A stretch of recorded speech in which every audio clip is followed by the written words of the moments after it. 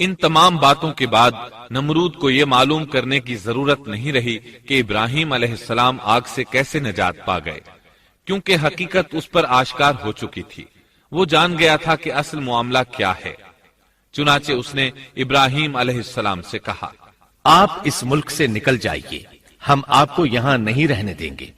ابراہیم علیہ السلام نے عراق کو خیر بات کہا اور شام کی طرف ہجرت کر گئے۔ یہاں آ کر وہ حران نامی بستی میں مقیم ہوئے۔ اسی جگہ آپ نے اپنے چچا ہاران کی بیٹی سیدہ سارہ علیہ السلام سے شادی کی۔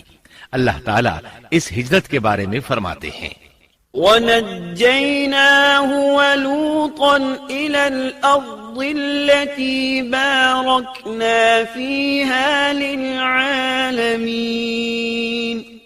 اور ہم اسے یعنی ابراہیم اور لوط کو بچا کر اس زمین کی طرف لے آئے جس میں ہم نے جہان کے لیے برکت رکھی تھی۔ جب آپ حران کے مقام پر پہنچے تو وہیں ٹھہر گئے، وہیں رہنے لگے۔ یہاں آ کر آپ کا شمار بنو حران میں ہونے لگا۔ آپ لوگوں کو اسی شہر میں رہنے کی دعوت دیتے۔ اس شہر کے لوگ بتوں کی پوجا نہیں کرتے تھے بلکہ ستاروں کو پوجتے تھے۔ ابراہیم علیہ السلام نے جب ان کی یہ حالت دیکھی تو ارادہ کر لیا کہ ان لوگوں کو بتائیں گے کہ ستاروں کی عبادت کرنا باطل ہے۔ یہ لوگ چونکہ نجوم پرست تھے اس لیے ان کی عبادت کا وقت رات کو ہوتا تھا، اور یہ لوگ رات کے وقت عبادت کرتے تھے، کیونکہ ان کے معبود یعنی ستارے رات ہی کو طلوع ہوتے ہیں۔ چنانچہ ابراہیم علیہ السلام انہیں یہ دکھانے کے لیے کہ ان چیزوں کی عبادت باطل ہے ایک دن ان کے ساتھ نکلے۔ اللہ نے آسمان کے دروازے کھول دیے تو ابراہیم علیہ السلام نے چاند، ستاروں، سیاروں اور آسمان و زمین کی سلطنت کو دیکھا۔ اللہ تعالیٰ نے ابراہیم علیہ السلام سے تمام پردے ختم کر دیے جو عام طور پر لوگوں کی آنکھوں پر ہوتے ہیں، اور انہوں نے وہ کچھ دیکھا جسے آج کی رصد گاہیں بھی نہیں دیکھ سکتی۔ اللہ تعالیٰ سورۃ الانعام آیت 75 میں فرماتے ہیں، وَكَذَلِكَ نُرِي إِبْرَاهِيمَ مَلَكُوتَ السَّمَاوَاتِ وَالْأَرْضِ وَلِيَكُونَ مِنَ الْمُوقِنِينَ، اور اسی طرح ہم نے ابراہیم کو آسمان اور زمین کی سلطنت کا مشاہدہ کرا دیا تاکہ وہ یقین کرنے والوں میں سے ہو جائے۔ بعض مفسرین نے لکھا ہے کہ یہ سب کچھ اللہ تعالیٰ نے ابراہیم علیہ السلام کو اس لیے دکھایا تھا کہ وہ ستاروں کی پرستش کرتے تھے۔ پھر اللہ تعالیٰ نے اپنی عبادت کی طرف ان کی رہنمائی فرمائی۔ جن مفسرین نے یہ بات لکھی وہ غلطی پر ہیں، کیونکہ ایک جلیل القدر رسول کے متعلق ایسا گمان کرنا کبیرہ گناہ ہے۔ آسمان اور زمین کی سلطنت اور دیگر معجزات دکھانے کے بعد اللہ تعالیٰ فرماتے ہیں، آسمان اور زمین کی پیدائش یقیناً انسان کی پیدائش سے بہت بڑا کام ہے۔ اللہ تعالیٰ ایک دوسرے مقام پر فرماتے ہیں، آسمان اور زمین میں بہت سی نشانیاں ہیں جن سے یہ منہ موڑ کر گزر جاتے ہیں۔ ابراہیم علیہ السلام حران شہر کے ستارہ پرستوں کو لے کر ایک رات نکلے۔ اچانک ایک ستارہ طلوع ہوا، اس کی چمک دمک بہت تھی، شکل صورت کے لحاظ سے بھی بہت خوبصورت تھا۔ اس وقت ابراہیم علیہ السلام نے بطور مذاق کہا، یہ میرا رب ہے۔ لیکن جب وہ ستارہ کچھ دیر بعد چھپ گیا تو کہنے لگے، یہ تو غروب ہو گیا، یہ رب کیسے ہو سکتا ہے؟ جو چھپ جائے وہ رب نہیں ہو سکتا، پس میں تو غروب ہونے والوں کو پسند نہیں کرتا۔ اگلے روز وہ پھر ان لوگوں کو ساتھ لے کر نکلے تو چاند کو دیکھا۔ یہ شکل صورت میں ستاروں سے کہیں زیادہ خوبصورت تھا، روشن تھا، لیکن یہ بھی غروب ہو گیا۔ تو ابراہیم کہنے لگے، اگر مجھے میرے رب نے ہدایت نہ کی تو میں گمراہ لوگوں میں شامل ہو جاؤں گا۔ اے اللہ، تو کہاں ہے؟ اپنی طرف میری رہنمائی کر۔ ان باتوں سے ابراہیم علیہ السلام ان لوگوں کو غور و فکر کی دعوت دے رہے تھے تاکہ وہ غور کریں، آخر رب چھپ کیسے سکتا ہے؟ اگر چاند رب ہے اور دن کے وقت کسی کو اپنے معبود کی حاجت ہوگی تو وہ کیا کرے گا؟ لہذا چاند کسی صورت رب نہیں ہو سکتا۔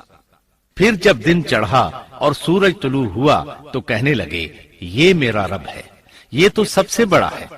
پھر لوگوں کو مخاطب کر کے کہنے لگے، تم رات کو چھوٹے چھوٹے ستاروں کی پوجا کرتے ہو، کیوں نہ تم اتنے بڑے ایک ہی رب کی پوجا کر لو۔ لیکن جب وہ بھی غروب ہو گیا تو کہنے لگے یقیناً میں تمہارے شرک سے بیزار ہوں. یہ معبود کیسے ہو سکتے ہیں؟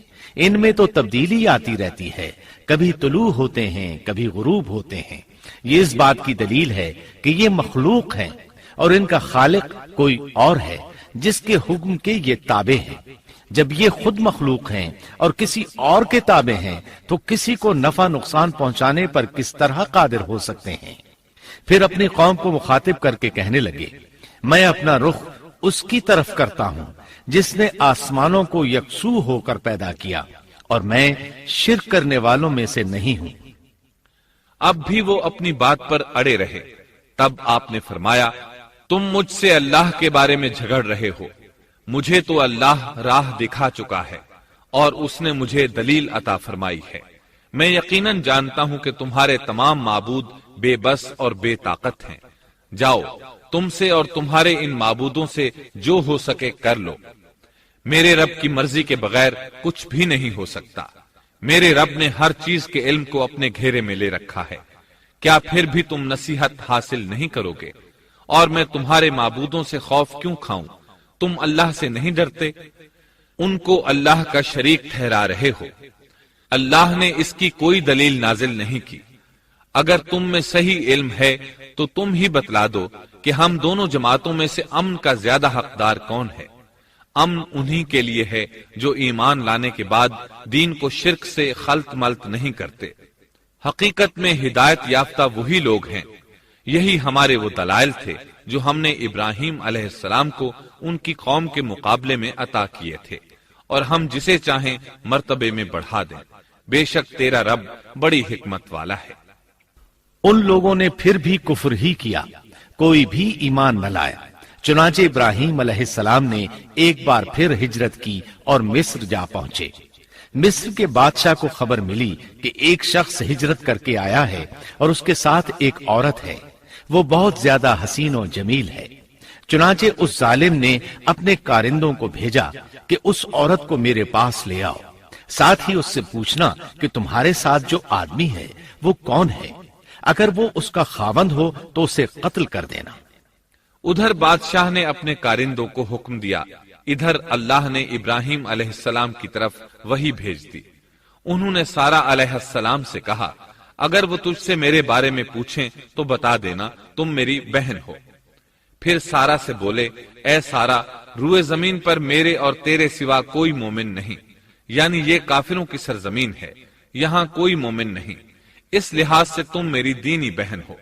پھر بادشاہ نے ابراہیم علیہ السلام کو پیش کرنے کا حکم دیا. اس نے آپ سے پوچھا یہ عورت کون ہے؟ آپ نے فرمایا یہ میری بہن ہے. اس طرح ابراہیم علیہ السلام کی زندگی میں 3 موقع ایسے آئے کہ انہوں نے اللہ کے دین کی حمایت اور مدافعت کے لیے توریہ کیا. توریہ کا مطلب یہ ہے کہ واقعہ کچھ اور ہو لیکن کوئی شخص کسی خاص مصلحت کی وجہ سے اسے 2 معانی والے الفاظ کے ساتھ اس انداز میں بیان کرے کہ سننے والا اس واقعہ کو نہ سمجھ سکے بلکہ اس کا ذہن خلاف واقعہ چیز کی طرف منتقل ہو جائے. شریعت نے بعض مخصوص حالات میں اس کی اجازت دی ہے.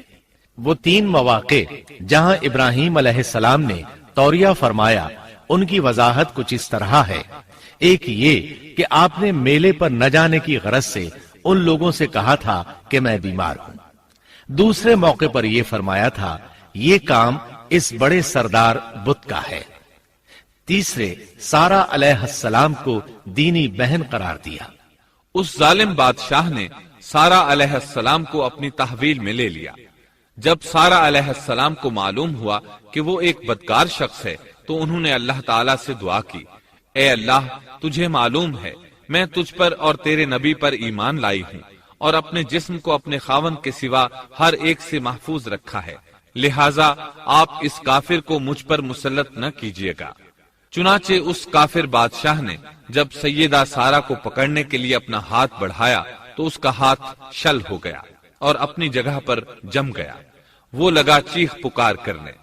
اس میں اتنی طاقت نہ رہی کہ اپنے ہاتھ کو حرکت دے سکے. اس کی آواز سن کر اس کے محافظ بھاگے ہوئے آئے. انہوں نے اس کے ہاتھ کو چھڑانا چاہا لیکن چھڑا نہ سکے. اس کی یہ حالت دیکھ کر سیدہ سارہ خوف زدہ ہو گئیں۔ انہوں نے سوچا اگر یہ مر گیا تو لوگ کہیں گے اسے میں نے قتل کیا ہے۔ چنانچہ انہوں نے اللہ سے دعا کی کہ اسے چھوڑ دیا جائے۔ اللہ تعالیٰ نے آپ کی دعا قبول کر لی، اس کا ہاتھ ٹھیک ہو گیا، لیکن وہ ظالم پھر بھی نہ ڈرا۔ اس نے ایک بار پھر آپ کی طرف ہاتھ بڑھایا، اس کا ہاتھ پھر شل ہو گیا۔ سیدہ سارہ نے پھر دعا کی، وہ دوبارہ ٹھیک ہو گیا، وہ پھر بھی باز نہ آیا۔ تیسری بار پھر اس نے ان کی طرف ہاتھ بڑھایا، اس بار بھی اس کا ہاتھ شل ہو گیا۔ اب وہ سیدہ سارہ علیہ السلام سے کہنے لگا، اب کی بار اگر تو مجھے اس مصیبت سے نجات دلائے گی تو میں تجھے چھوڑ دوں گا اور کبھی تیرے آڑے نہیں آؤں گا۔ چنانچہ سیدہ سارہ علیہ السلام نے اللہ تعالی سے دعا کی، وہ ٹھیک ہو گیا۔ تب اس نے اپنے کارندوں کو آواز دی اور ان سے بولا، تم میرے پاس کسی انسان کو نہیں بلکہ سرکش جن کو لائے ہو۔ پھر اس نے انہیں رہا کر دیا، عزت و اکرام سے رخصت کیا اور ان کی خدمت کے لیے اپنی بیٹی ہاجرہ کو ساتھ کر دیا۔ سارہ علیہ السلام واپس لوٹی تو دیکھا کہ ابراہیم علیہ السلام نماز پڑھ رہے ہیں۔ نماز کے بعد انہوں نے پوچھا، سارہ اس نے تمہارے ساتھ کیا سلوک کیا؟ سیدہ سارہ علیہ السلام نے سارا واقعہ سنا دیا۔ سن کر آپ نے فرمایا، الحمدللہ۔ پھر بولے، اب ہم یہاں نہیں رہیں گے بلکہ واپس جائیں گے۔